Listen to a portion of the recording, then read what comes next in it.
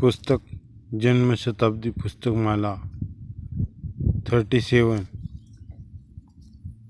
खिलौनों ने अध्यात्म का सत्यानाश कर दिया। लेखक पंडित श्री राम शर्मा आचार्य जी। खिलौनों ने अध्यात्म का सत्यानाश कर दिया। हमारे साथ साथ गायत्री मंत्र।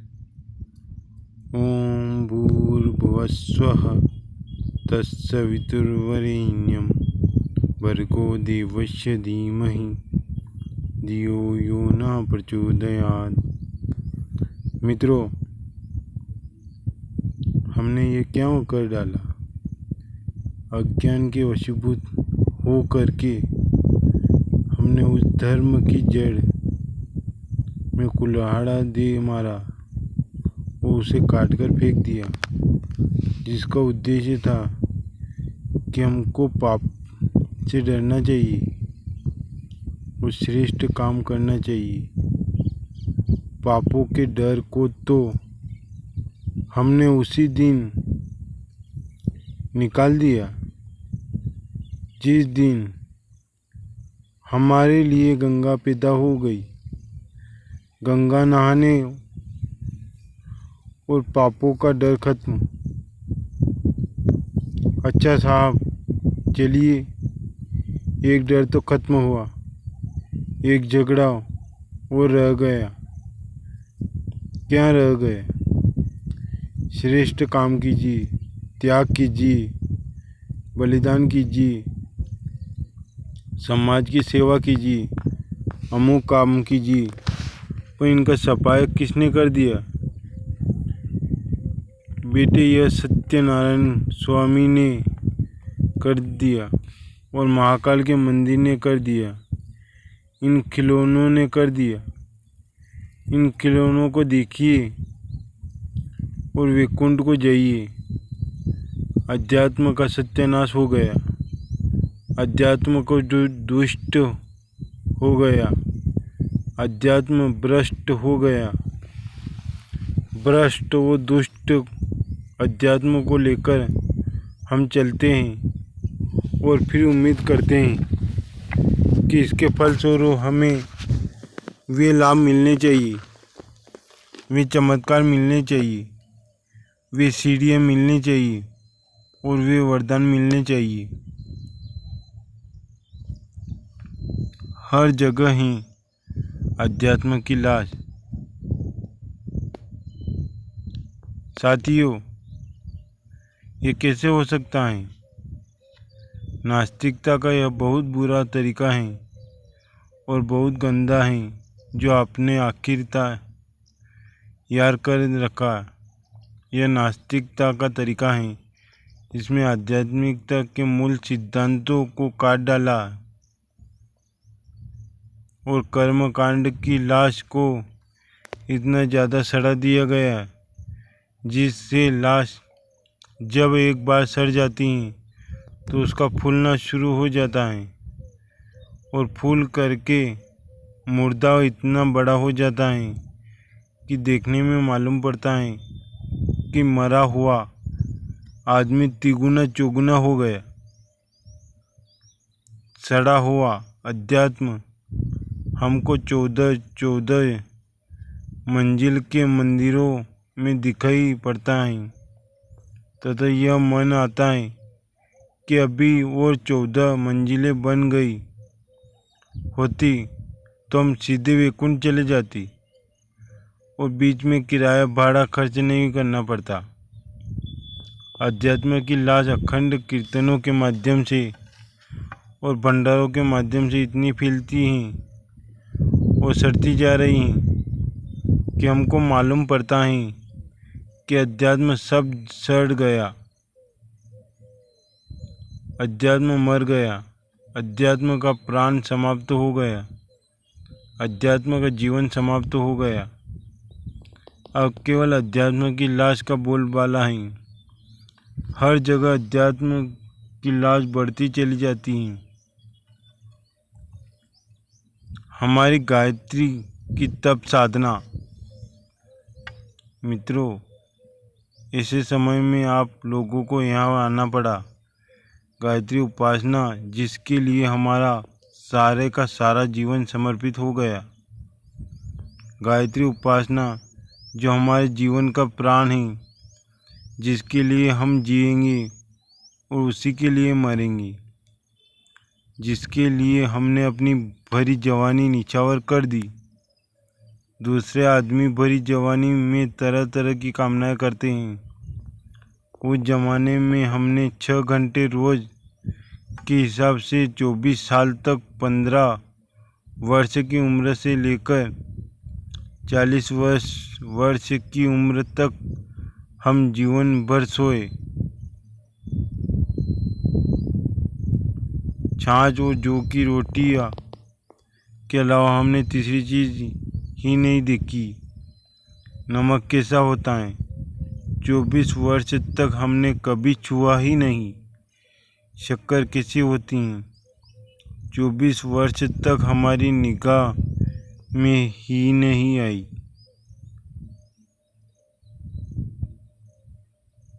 शाक दाल किसे कहते हैं हमने जाना भी नहीं। केवल गायत्री उपासना के लिए हमारी सारी दुनिया हमको पागल कहती रही, बेवकूफ़ और बेहुदा बताती रही। पैसा हम कमा नहीं सके, ज़मीन पर पड़े रहे। खाने का जायका हम ले नहीं सके, इंद्रियों का जायका उठा नहीं सके। यश प्राप्त न कर सके, सम्मान प्राप्त न कर सके। जिस गायत्री मंत्र के लिए, जिस गायत्री की महत्ता के लिए बेटे हम निछावर हैं और हमारा जीवन जिसके लिए समर्पित है, वह ऐसी महत्वपूर्ण शक्ति है जिसका आधार इतना बड़ा है कि मनुष्य के भीतर वह देवत्व का उदय कर सकती हैं और मनुष्य अपने इसी जीवन में स्वर्ग आनंद लेने में समर्थ हैं। इस उपासना का मजाक न उड़ाए।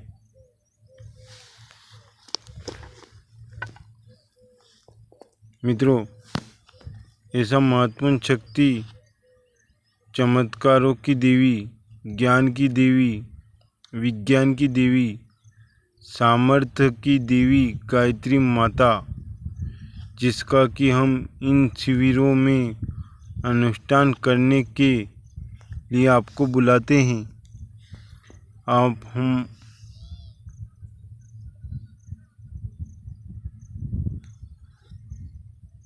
हमारी बड़ी भावना थी कि इन शिविरों में हम लोगों को अनुष्ठान करने के लिए बुलाए, पर क्या करें,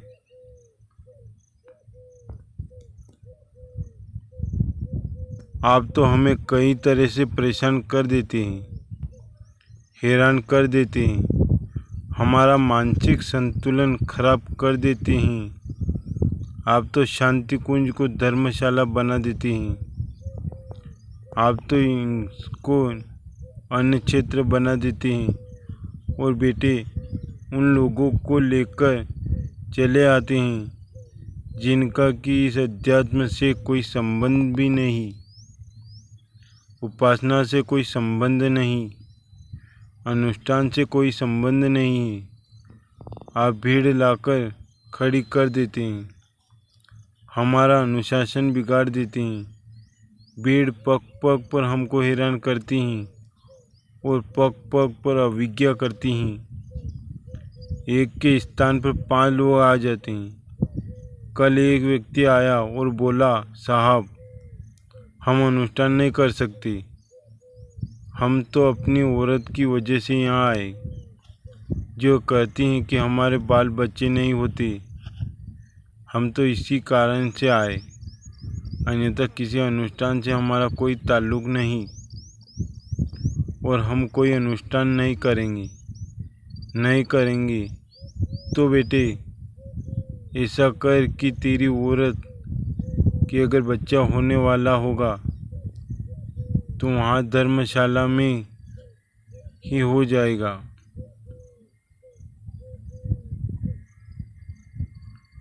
और अगर न होगा तो यहाँ भी नहीं हो सकता। तू कल ले जा। कल मैंने उसे भगा दिया।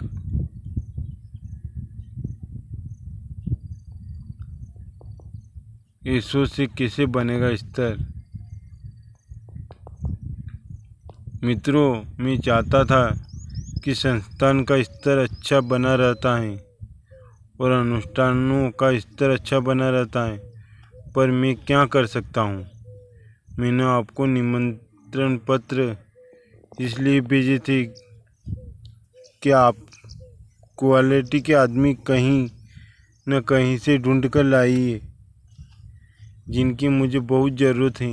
लोग फॉर्म भर के मंजूरी मंगा लेते हैं, लेकिन उसी से क्वालिटी के आदमी नहीं आ पाते। क्वालिटी के आदमी न आने से मुझे बड़ा कलेश होता है। मैं किसे समझाऊं, क्यों समझाऊं और क्या समझाऊं। लेकिन मैंने आपको निमंत्रण पत्र इसलिए भिजवाए थे कि शायद आप अच्छे और आदमी और बेहतर आदमी ले आएंगे। लेकिन आपने ये क्या कर डाला? आप तो सैलानियों को इकट्ठा कर लाए जो कि हरिद्वार घूमने के लिए आए थे। वे ऋषिकेश घूमना चाहते थे, बद्री धाम घूमना चाहते थे। इनके लिए आपने यहाँ पड़ाव डाल दिया। कहाँ जा रहे हो साहब? बद्रीनाथ जा रहे हैं। पंडाव कहाँ ही पड़ेगा? शांति कुंज में कितने दिन रहेंगे? 10 दिन रहेंगे। पंडाव में खूब मज़ा आएगा। वहाँ सस्ता भोजन मिलता है, ठहरने को फोकट में मिलता है, कोई किराया खर्च नहीं करना पड़ता है। वहाँ पर वरदान भी फोकट में मिलता है। चलिए गुरुजी से आशीर्वाद लेंगे। बेटे, आपने यह क्या कर डाला? आपने सत्यानाश कर दिया। बेकार के आदमी, बुढ़े बुढ़िया, सड़े गड़े, लूले लंगड़े, काने कुबड़े, जो न अध्यात्म को समझते हैं, न भजन को समझते हैं, न पूजा को समझते हैं, सैलानियों के तरीके से तमाशा देखने के लिए हरिद्वार चले थे। आपने लाकर उन्हें मेरी गर्दन पर सवार कर दिया। ना समझो कि भीड़ नहीं। बेटे, आपने ये कैसी आफत बुला ली? आप बेकार की भीड़ इकट्ठी कर ली, जिसे देखकर मुझे दुख होता है। मैंने शिविरों का आयोजन इसलिए किया था कि इनमें अच्छे लोग आएंगे, समझदार लोग आएंगे, लेकिन आपने निकम्मों की वाहियात लोगों की भीड़ इकट्ठी करके तमाशा बना दिया। मैंने इसलिए तमाशा बिनों पर प्रतिबंध लगाए थे, बच्चों पर प्रतिबंध लगाए थे, बुढ़े बुढ़ियों पर प्रतिबंध लगाए थे, ताकि अनावश्यक आदमी और बेकार की भीड़, बेकार के दर्शक जमा न हो जाए और यहाँ का स्तर खराब न करे। धर्मशाला की तरह से यहाँ भी नरक न बना डाले और हमको परेशान न कर डाले। लेकिन आपने तो वही कर डाला यहाँ। बेटे, जो मैंने नहीं चाहता था, आपने वही परेशानी खड़ी कर दी। खैर चलिए, जो हो गया सो हो गया।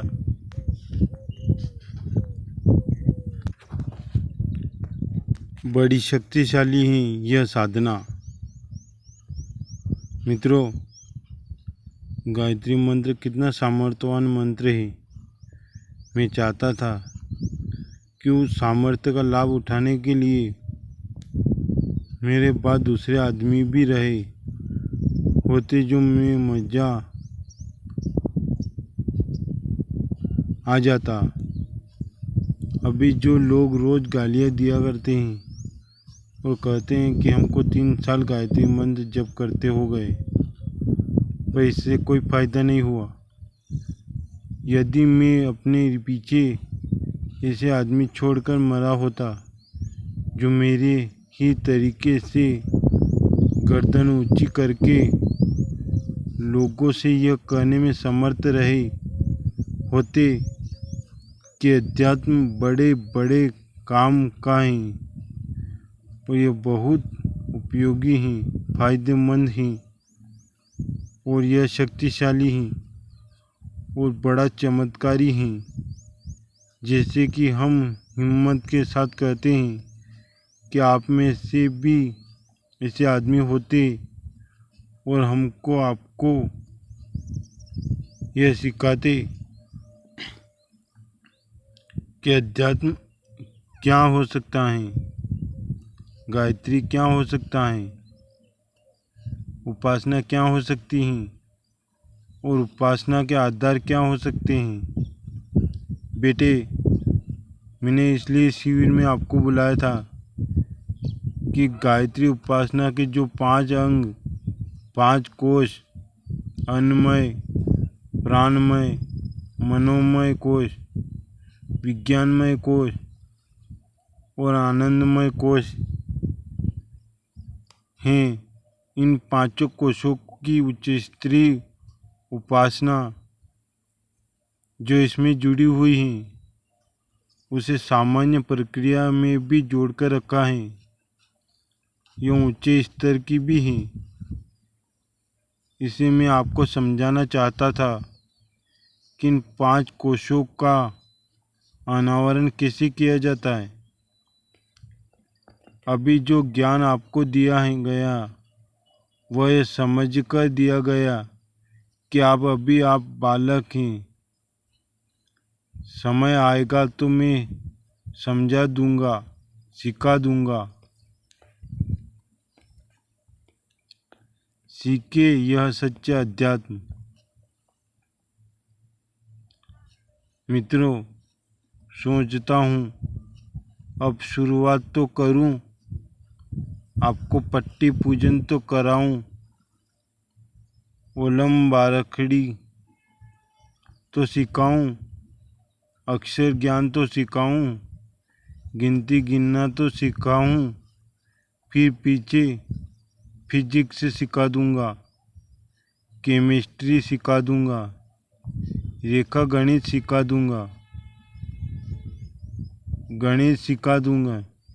ये सब चीज़ें मैंने छिपा कर रखी थी। अभी मैंने आपको गिनती याद कराई थी और पहाड़े याद कराए थे और आप जप करना सिखाए,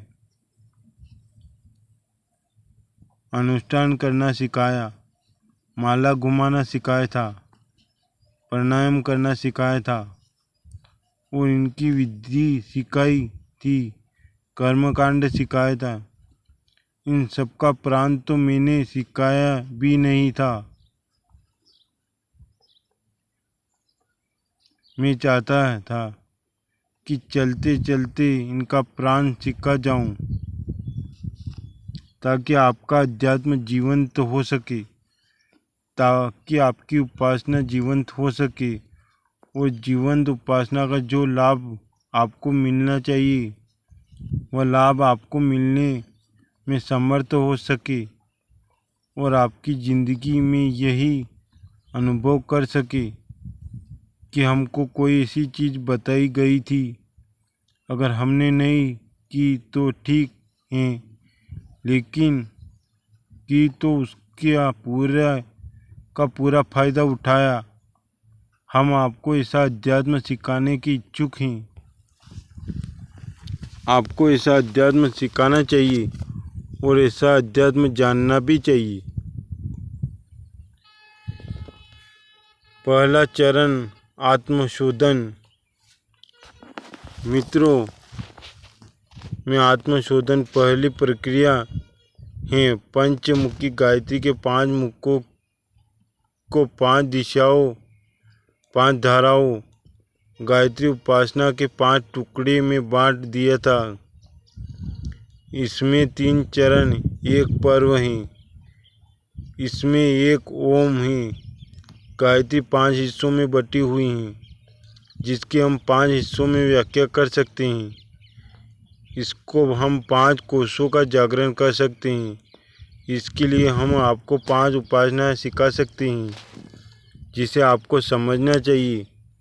गायत्री माता का पहला खंड वह है जिसे हम प्रत्येक क्रियाकृत के साथ साथ सबसे पहले सिखाते हैं और कहते हैं कि इसके बिना कोई कृत्य पूरा नहीं हो सकता। वह क्या हो सकता है? वह है आत्मशोधन की प्रक्रिया। आत्मशोधन प्रक्रिया के कौन कौन से अंग हैं? आप उसके बिना जप नहीं कर सकते, उसके बिना हवन नहीं कर सकते, उसके बिना कोई कर्मकांड भी नहीं कर सकते। यह तो हमारे कर्म का प्रारंभ है और यह हमारे अध्यात्म का प्रारंभ है, जिसको हम आत्मशोधन की प्रक्रिया कहते हैं। यह द्वार है। उसमें क्या क्या चीज़ें आती हैं बेटे? इसमें पहला अंग पवित्रीकरण का आता है। ओम अपवित्र पवित्रो वा सर्वावस्था गतोपि वा, यह पहला पाठ है। इसके बाद आपको 3 आचमन करना सिखाते हैं। 3 आचमन करने के बाद में प्राणायाम सिखाते हैं, न्यास सिखाते हैं, सिक्का बंधन सिखाते हैं और आपको पृथ्वी पूजन सिखाते हैं। ये 6 क्रियाएं हैं जिन्हें षट कर्म भी कहा गया है। आप षट कर्म का प्राण समझिए और अध्यात्म की भूमिका में प्रवेश कीजिए और गायत्री उपासना के दरवाजे को खोलिए। आप उसमें घुसने का प्रयत्न कीजिए। यहाँ से प्रयत्न आरंभ होता है, इसके बाद और सब काम होते हैं। गायत्री सब जप इसके पीछे होता है, ध्यान इसके पीछे होता है और सब क्रिया कृत इसके पीछे होते हैं। सबसे पहले आपको यह क्रिया करनी पड़ेगी। अगर आपने यह नहीं किया तो आपका सब काम अधूरा है। आत्मशोधन की प्रक्रिया से आपको उपासना प्रारंभ करनी चाहिए। आत्मशोधन के पीछे क्या है बेटे? यह वास्तविक में आपकी आंतरिक सफाई की प्रक्रिया है। आंतरिक सफाई किस तरह से की जाती है?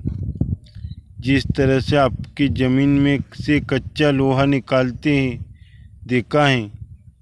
भारी और कच्ची मिट्टी का नाम लोहा है।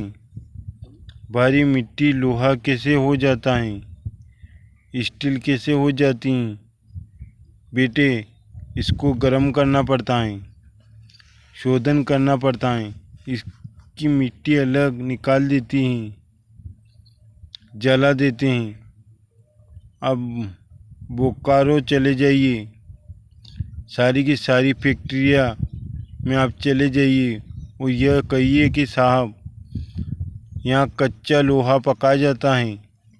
अच्छा तो लाइए कच्चा लोहा दिखाइए। कच्चे लोहे की मिट्टी मिली होगी। मिट्टी को साफ करना और साफ करके लोहा निकालना सबसे पहला काम है। इसी तरह मित्रों, सबसे पहला काम है आत्मशोधन। हमारी जीवात्मा जो निकृष्ट स्तर की घटिया हो गई गुजरी बनी हुई हैं, इसमें न कोई शक्ति है न कोई चमत्कार। अज्ञान में डूबी हुई हैं, असहाय दिन दुर्लभ प्रत्येक क्षण चिंताओं से घिरी हुई हैं, पाप और अनाचारों से घिरी हुई हैं, दुख और दर्द से घिरी हुई हैं, शोक और संताप से घिरी हुई हैं, अर्थात मलावरण से हमारी चेतना घिरी हुई है। इसको क्या करना चाहिए? इसको बेटे इसी तरह से अलग करना पड़ेगा जैसे कि लोहे को मिट्टी से अलग करना पड़ता है। अगर आप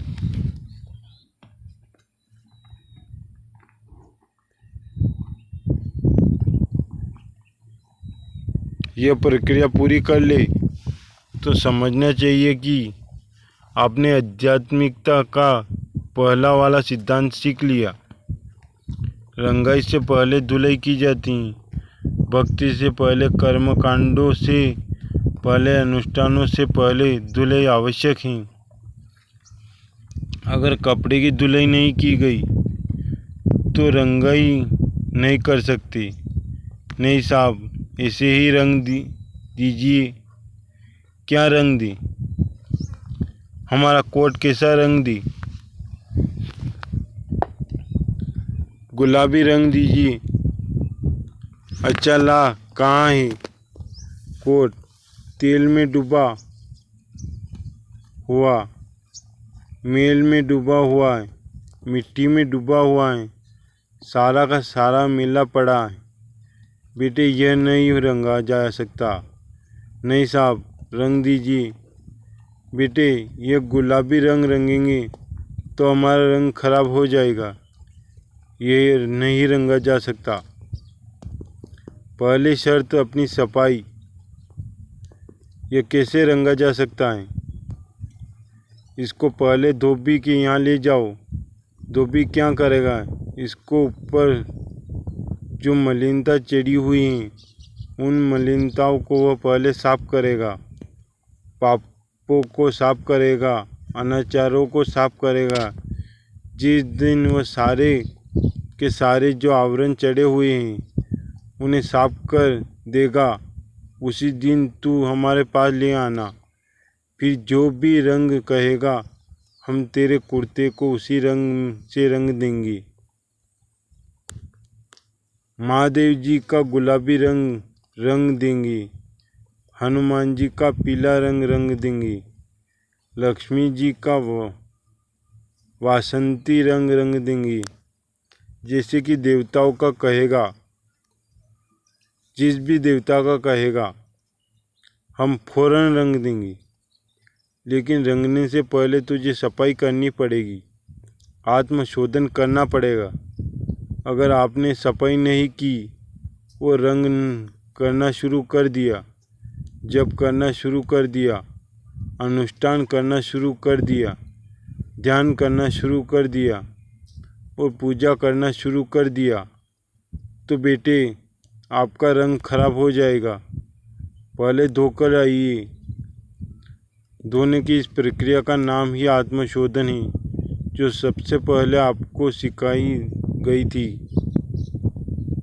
और जिसकी आज मैं व्याख्या कर रहा हूँ। रंगाई से पहले अंगारे के ऊपर चढ़ी हुई राख की परत को हटाते हैं।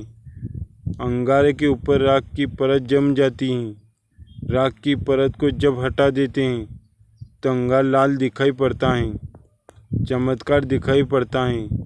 अंगारे के ऊपर से राख की परत हटाना आवश्यक है ताकि उसकी चमक और उसकी गर्मी दिखाई पड़ने लगे। जब तक अंगारे के ऊपर राख की परत जमी रहती है वह काला दिखाई पड़ता है, ठंडा दिखाई पड़ता है। मलिनता मिटे तो चमत्कार प्रकटे।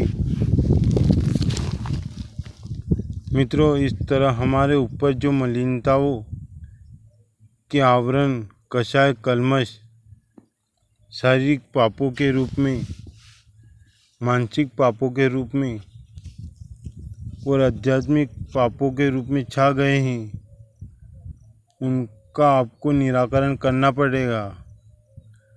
अगर आप अपने ऊपर चढ़ी हुई मलिनता को साफ कर पाए तो आपके भीतर वह शक्ति का स्रोत, शक्ति का पुंज, जिसको हम जीवात्मा कहते हैं, वह स्वयं में अनायास ही शक्तिशाली होता हुआ, उभरता हुआ, उठता हुआ चला जाएगा और फिर आप अपनी आत्मा का चमत्कार, अपनी साधना का चमत्कार देख सकते हैं। देवताओं के चमत्कार नहीं, अपनी आत्मा के चमत्कार को देख सकते हैं।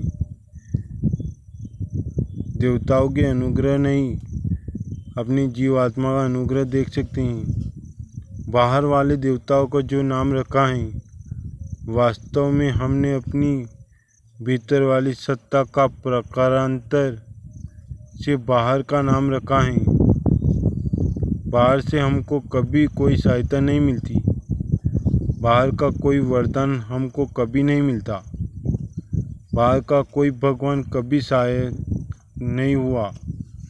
भीतर वाला ही वह भगवान है जो जब जागृत होता है तो बाहर वाले भगवान को खींचता हुआ चला जाता है, पकड़ता हुआ चला आता है, घसीटता हुआ चला आता है। हमारा भीतर वाला मैग्नेट सोया हुआ हो, भीतर वाला मैग्नेट अगर गुजरा हुआ हो तो आप कोई चीज़ नहीं पकड़ सकते। न भगवान को पकड़ सकते हैं, न सिद्धियों को पकड़ सकते हैं, न आशीर्वादों को पकड़ सकते हैं, न वरदान को पकड़ सकते हैं। आप कोई भी चीज़ नहीं पकड़ सकती। आप मुर्दे की तरीके से पड़े रहेंगे। संशोधन का महत्व है। इसलिए मित्रों, अंगार के ऊपर से राख हटाना आवश्यक है।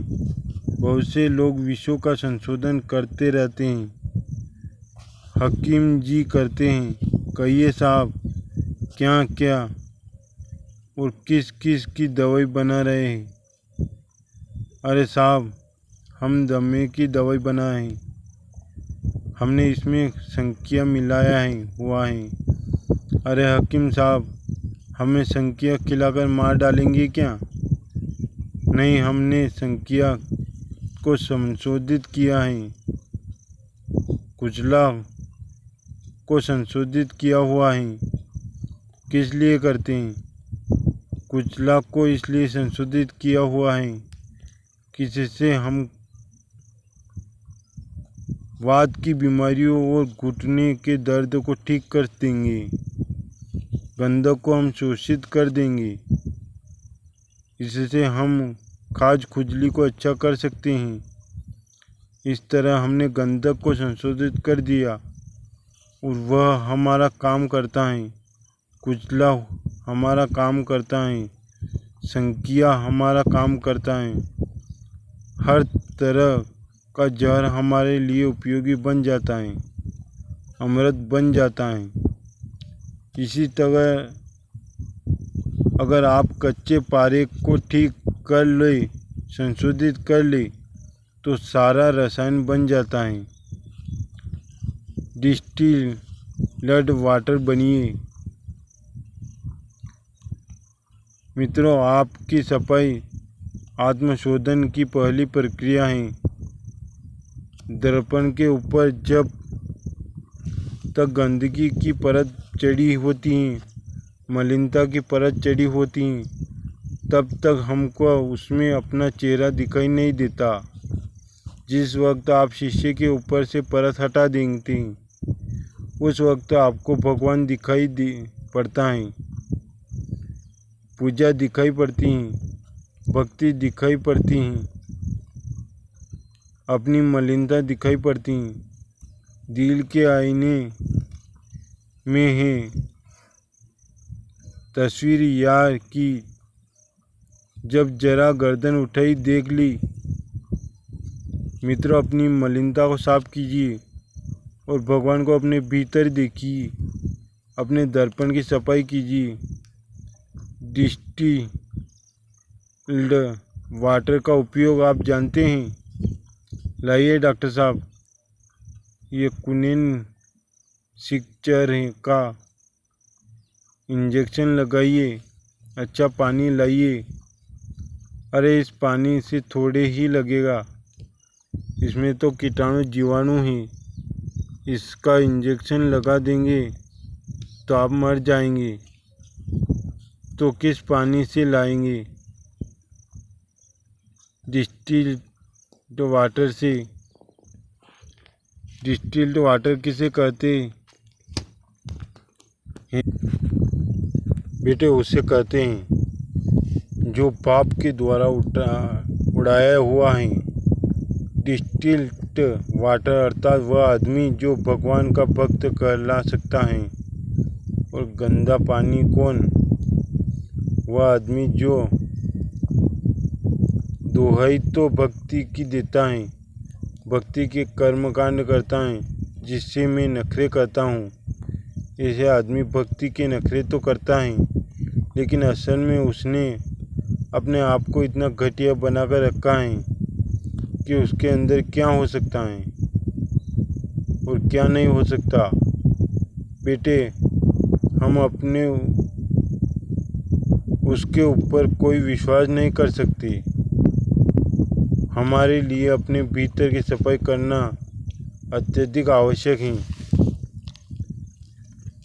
बुद्ध की शिक्षा। सेठ जी को भगवान बुद्ध एक शिष्य के यहाँ भिक्षा मांगने के लिए गए।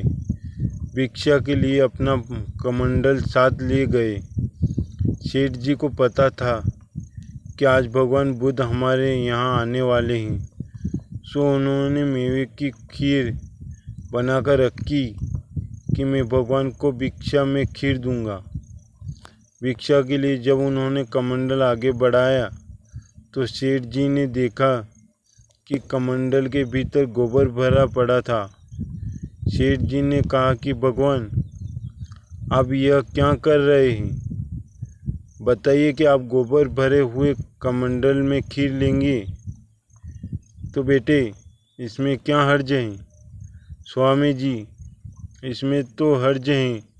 पहला यह कि इसमें गोबर भरा हुआ है। इसमें जो खीर डालेंगी वह जमीन पर गिर पड़ेगी और इसी कमंडल में नहीं आएगी।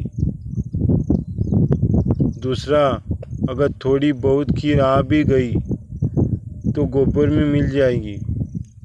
अगर आपने इसे खाना शुरू भी कर दिया तो खीर और गोबर दोनों चीज़ों को मिलाकर खाने से उल्टी हो जाएगी और हमारा प्रयत्न बेकार हो जाएगा। तो बेटे, अब क्या करना चाहिए? गलती तो हो गई, लाइए कमंडल हमें दीजिए। सेठ जी कमंडल ले गए, उसे धोया, साफ किया और साफ करने के बाद उसमें खीर भरी और बुद्ध से प्रार्थना की कि भविष्य में कहीं भी भिक्षा मांगने जाया करे तो गोबर के कमंडल को धोकर ले जाया कीजिए, ताकि कोई आदमी आपको भिक्षा दे सके तो उस भिक्षा का फ़ायदा उठा सके, देने वाले का नियम भी सार्थक हो सके, देने वाले की भावना भी सार्थक हो सके और आपने जो पाया उसका आप पूरा फ़ायदा उठा सके। कमंडल साफ रखे। बुद्ध भगवान ने कहा कि बेटा, शिक्षा तो तूने अच्छी दी, आइंदा से अब मैं ऐसा ही करूँगा। वे कुछ देर चुप रहे, फिर बोले, बेटा एक कमी रह गई। तू जो संत महात्माओं की सेवा करता है, भगवान का भजन करता है, वह किस काम के लिए करता है? यही वरदान मांगने के लिए, आशीर्वाद पाने और कुछ सिद्धियाँ पाने के लिए करता है। बेटे, ये सिद्धियाँ, ये वरदान और आशीर्वाद तेरी खीर के बराबर ही हो सकते हैं। नहीं महाराज जी, खीर तो हमने 2 रुपए की बनाई, लेकिन सिद्धि तो बहुत दाम की हो सकती है। चमत्कार तो बहुत दाम का हो सकता है। भगवान का प्यार तो बहुत दाम का हो सकता है। हाँ बेटे, लेकिन अगर कोई इसे देगा तो मेले कमंडल में कैसे देगा? मेला कमंडल कैसा हो? जैसा तू है, भीतर से मेला और बाहर से भी मेला। पहले इसे धो करके ला ताकि तुझे कोई वरदान दे, आशीर्वाद दे, तो देने वाले का शर्म सार्थक हो सके। तुमने अभी जो पाया है उसको भी कोई ठिकाना मिल सके, ठीक से उपयोग कर सके, अन्यथा गोबर से भरा हुआ कमंडल दोनों को मिलाकर गुड़ गोबर कर देगा। अन्नमय कोश की धुलाई पहले। गुड़ गोबर किसे कहते हैं? जो न खाने के काम आता है और न लिपने के काम आता है। ये क्या लाए साहब? ये तो गुड़ गोबर लाए, गुड़ गोबर मिलाकर लाए। बेटे यह तो किसी काम का नहीं। क्यों नहीं? यह गुड़ गोबर है, इससे आप लिपेंगे तो मक्खियाँ बिनकेगी, वो चिपक जाएगी और यह किसी काम का नहीं रहा। इससे तो अच्छा कि आपने गुड़ को अलग रखा होता और गोबर को अलग रखा होता।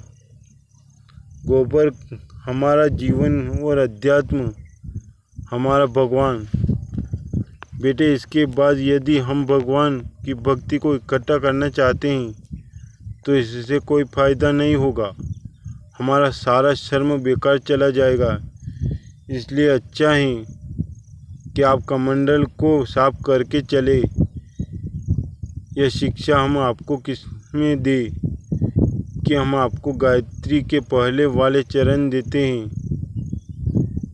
गायत्री का पहला चरण, पहला वाला शिक्षण, पहली वाणी धारा, पहला वाला सूक्त, पहला वाला प्रयोग जो हम आपको सिखाते हैं वह गायत्री के 5 मुखों में से एक है।